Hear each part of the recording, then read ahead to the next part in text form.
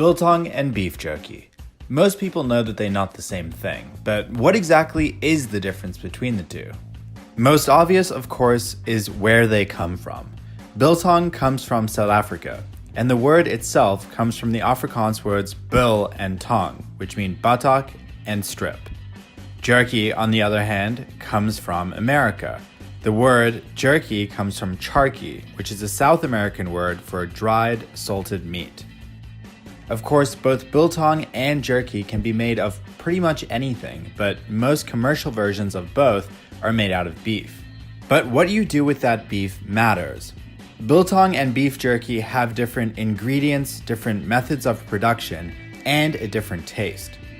First, let's take a look at the ingredients. With beef jerky, the beef is cut into thin strips with no fat. It's then marinated in a mixture that often includes sugar before it's dried. And that's what gives beef jerky its texture and caramelized looking outside.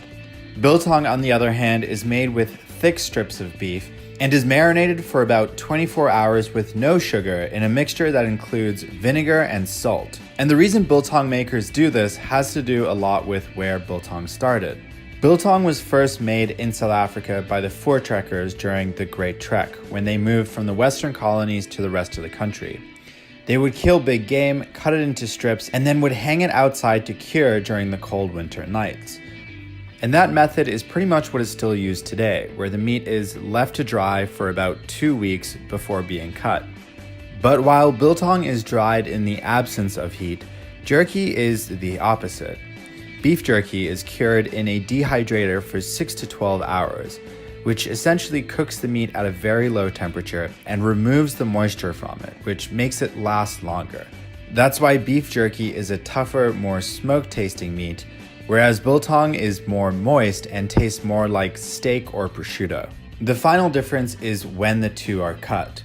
While beef jerky is cut before it's processed, biltong is only cut after and as close to consumption as possible. So biltong actually retains the living enzymes of the meat until the moment that you eat it. And that is the difference between American beef jerky and South African biltong.